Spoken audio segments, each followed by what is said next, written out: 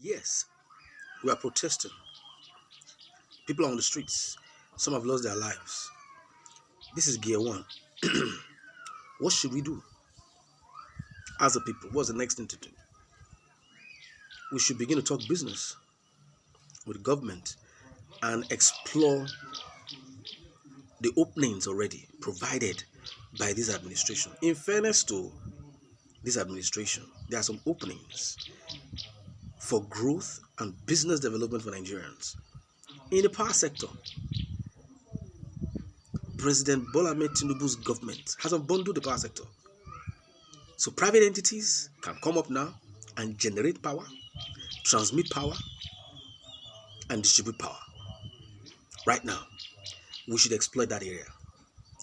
The Alaja steel is there. This is time because President Bola Ahmed Tinubu is a business-oriented person. Nobody's totally good, but he's a business-oriented person. He's opening the doors for business. This is the time to do commerce.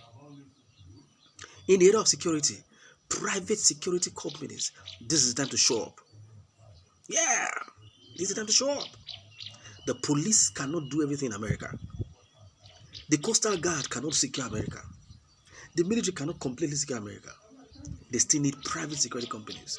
And guess what? Even the Ministry of Defense, there are works available for private entities. We need to come in there. Procter & Gamble and the other pharmaceutical companies, they've taken off. Only Nigeria's Emzor and a few others are behind. This is the time for Nigerians at home and Nigerians in diaspora to come together and fill those gaps now. What I say, fill those gaps now. Because we're complaining, hey, the president will not set up pharmaceutical companies. The door is open. So do you have that idea? Are you a pharmacist? Are you a medical doctor? Are you a nurse? Are you grounded in medicine? Is that your passion? You're looking at setting up a pharmaceutical company, producing, but you want to begin to bring in wholesale first of all. This is the time. Because there's no vacuum in this business. Yeah, we're protesting. What is the next gear? Trade missions. What is the next gear? Business initiatives. What is the next gear? Taking advantage of opportunities available. I even the oil and gas industry. Dangote is not from the Niger Delta. Dangote has a refinery. What are all the big boys from Niger Delta doing? Carrying women, sleeping around, marrying wives, buying jeeps, shouting up and down on social media. When they have the money, if I have the money, I will not be on social media. If I have the kind of money Dangote has, or the kind of money my brothers have in Niger Delta, even if it's just $2 million American dollars, I'm gone. Because I know I have to set up a farm or something and create jobs. So I'll be busy. Extremely busy, occupied on the field. So what am I saying? This is the time to come in. If you have the funds to do this kind of things, be it for air blocks, be it for gas blocks, be it for pipeline construction, be it for pipeline fabrication, be it for airport, setting an airport in a particular state, be it for, what are you talking about? Going into agriculture massively, taking land. Listen, let me say this before I sign out. Dangote bought the land where he put his refinery. So some friends of mine were trying to get into Edo State and set up, I think it was farm settlement schemes, massive ones, and they had sponsors from the UK and all. And I told them, listen, they wanted the state governor to have equity in the business. I said, look, forget about state government having equities in this business. Buy the land outright, have your C of O, and have peace. Because the Pharaoh that does not know Joseph will wake up tomorrow and tell you, listen, that's government equity. That's what killed Airtel. Most of you know the story of Airtel. Airtel started as Celtel or so, but it was there was a sizable amount of Airtel that was bought by, I think, the government of Delta State and the government of Akwa Ibom. That gave Airtel problem. Till tomorrow, Airtel is struggling to get out of that problem. The big guy that brought it from Zimbabwe to set up Celtel that time had to take off. He left Nigeria, left the company for them. So most of the time, when state governments have equities in some of this business, if the equities are not, the equities can be there, but not to own the land space. Not to own the land space. You just need permission to go in and do your business. But if you can do without, it's better. It's better. Because whites don't come in here and usually JV oil and gas, they do all this JV and all of that. But the whites come in here with their installing their monies to install, do their pipelines, plan their rigs, come with the FPSOs. That's why at times when the government is screaming that they don't want the FPSOs, they want TLPs, they're like, no, we brought our monies down. We are accountable to our investors and shareholders, and the FPSOs will pay us better than. I've been in such meetings. So it's very important. Not this government equity is unnecessary. This is the time to do business. The protest has gone on. This is not just the time to relax. Where are the business people? Step forward. Get your papers together. Begin to send in your documents and demand for approvals. Farmlands, agriculture, massive agriculture. Are you not aware now that you can import farm tools and farm equipment tax-free and duty-free? We are not seeing that one now. It's there. It's there.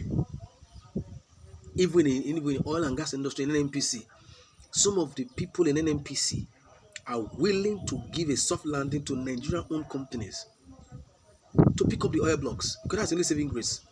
As far as I'm concerned, I've told my friends in there that, listen, all this stealing of crude oil can be solved one day, settled one day.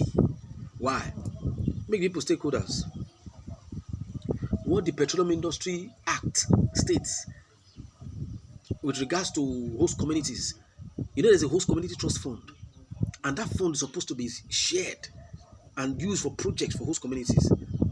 There's a thin line there, because when the host communities keep busting this pipe, NNPC, ROPC is duty bound to use that their monies from that they are supposed to get from as host communities from the host community trust fund to repair those damages. So they are losing from every angle. I'm even thinking very soon I need to go down to the south and enlighten our people.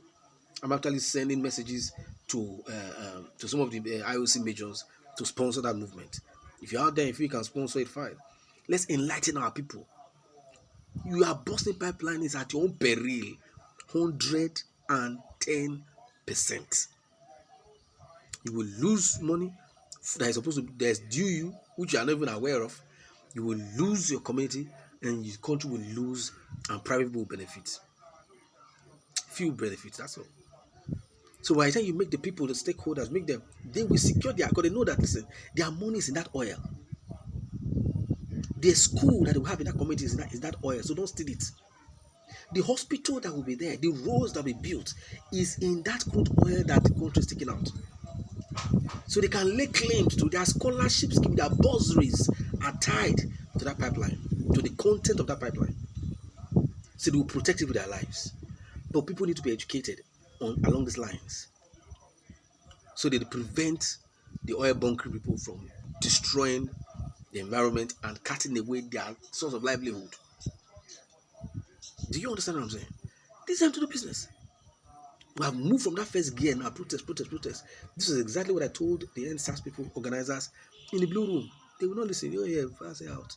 But I strongly believe that somebody is wise out there watching this video, that knows somebody that knows somebody that knows somebody, that can bring this thing to the forefront and will make it work for Nigeria.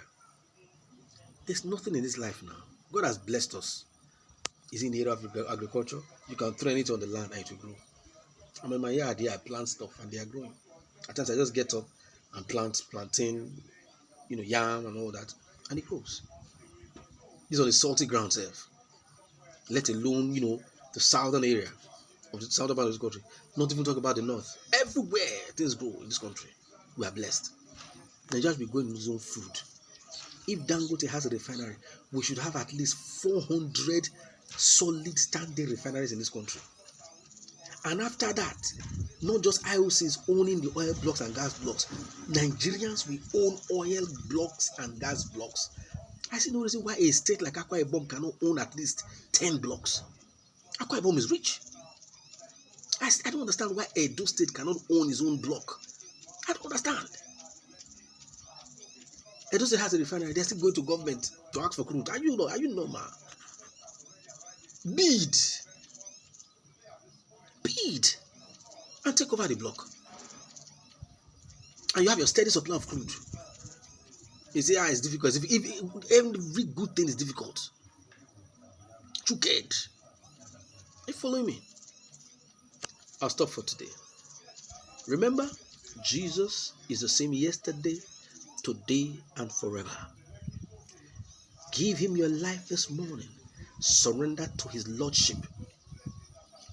Get born again. Get filled with the Holy Ghost.